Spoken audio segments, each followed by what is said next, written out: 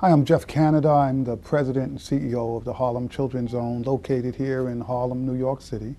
And we're a not-for-profit agency which has really focused on trying to save all of the children in a 97-block area of central Harlem. We're trying to do four big things. One is rebuild community by really focusing on how we create block association and tenant associations, and we bring a sense of order, cleaning up parks and playgrounds, trying to remove graffiti, and just make Harlem look like the kind of place where the adults care about their children. The second thing is we've created a series of pipelines for children, starting at birth and sticking with children until they graduate from college. Our belief is get children on grade level early and then keep them on grade level so they never fall behind. But at the same time, you have to help all of the community's children go to college because in the end, you have to be able to get a college education if you're going to be able to afford to take care of yourself and your family. The third thing for us is scale. We're working with approximately 8,000 children in a 10,000 child area. We think you have to reach so many children that you actually reach a tipping point where children who aren't even in your program are impacted by children who are, because they go walk with them to the bus in the morning, or they play on the playgrounds, or they meet them after schools. And if we think if, in the end, so many children are doing positive things, that it helps all the children in the community do better. And our fourth issue is about accountability and outcomes. We want to be clear about what we're trying to do. We want to have clear measurements. We want to hold the adults accountable. We accept no excuses. We expect children to make progress towards graduating from college at every level. And so in the end, we think you have to use data in ways which are clear and measurable and transparent so that we all know what we're doing terrific and what we're really struggling on. One of the things that we're really happy about is that we're finally starting to get in the kind of information which suggests that this is no longer an experiment. This is something that absolutely is working. If you look at the children we started with at birth, those young people are now in the 5th grade. And if you look at their test scores in math and reading in comparison to other students in New York State, in particular white students, which tend to perform much higher than African American and Latino students, you find no difference. That for all intents and purposes, we've made up the achievement gap between children of color and white children in the state. Our kids are graduating high school and going to college. In record numbers this year, we'll have close to 500 of our kids in college. And these are not kids who went to our schools. These are kids who are in the community that we started working with when they were in the 8th grade or the 9th grade. And we began to prepare these young people for going to college. Have we discovered sort of the cure? Well, not the cure, but we're well on our way to proving that you can move huge numbers of children from failure to success. In areas where the standard was dropping out of school, we have lots of children now who are not only graduating school, but going to college and coming back and making a contribution to their community. And we think that's really the hope for communities like Harlem across this country. People always ask me sort of the big question, which is, can you do this without Geoff Canada? Did this have to have me in order to be successful? And I say, well, honestly, maybe for the first one. And the reason is that to do this, we've had to raise a couple of $100 million. And I don't think every community can go out and figure out how they're going to get that kind of money raised. But now, having said that, there is nothing about our plan, which we created or which we invented. We simply knew what the field had been saying for years, that we have to do comprehensive services, that we have to intervene early, that you have to stay long term, that you need to target the services to the most at-risk students. And we did it. We didn't talk about it. We set up a plan and we actually carried it out. We think this is very replicable.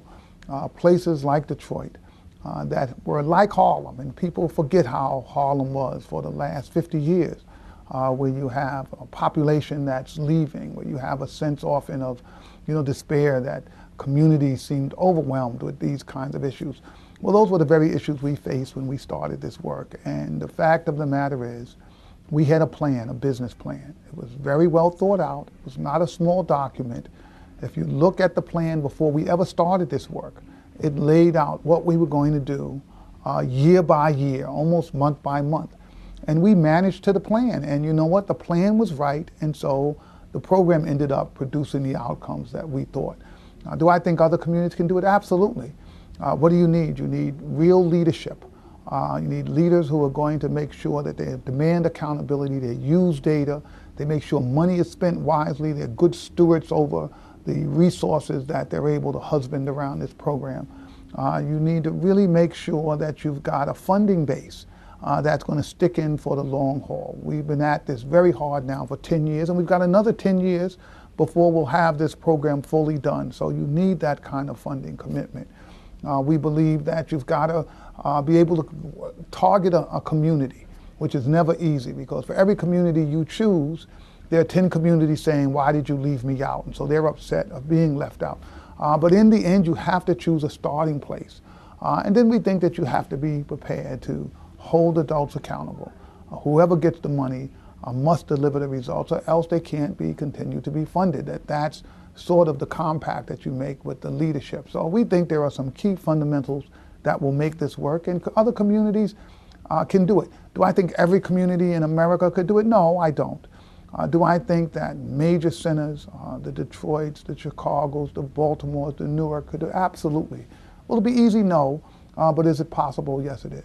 I think when you begin to look at foundations or other community-based organizations that have developed approaches to sort of modeling our work, the Skillman approach, I think, is exactly the right approach. It is really trying to target neighborhoods, to really center their work around the assets in that community, and developing leadership that then creates a plan that will, I think, move the program and the community forward. I think that in the end, you have to be willing to go deep, meaning you've got to be prepared to spend a long time and bring considerable resources to the effort.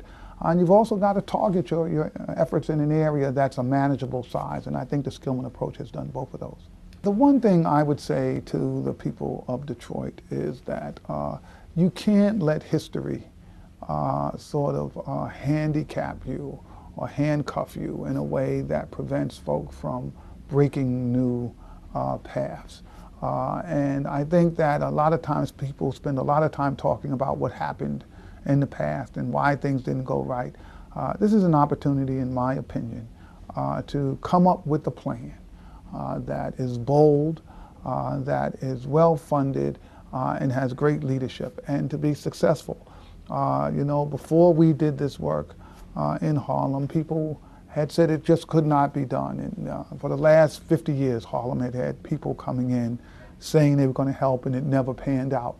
Well, we simply ignored that history, and we said, look, this is an opportunity to do something new, and we're going to take advantage of that. For every naysayer who says why it won't work, we found a local community resident who said, you know what, I'm prepared to partner with you, let's get this done. So I would just say to the people of Detroit, you know what, this is a new day, we've left clear footprints on how to do this work, and we think that this is infinitely doable.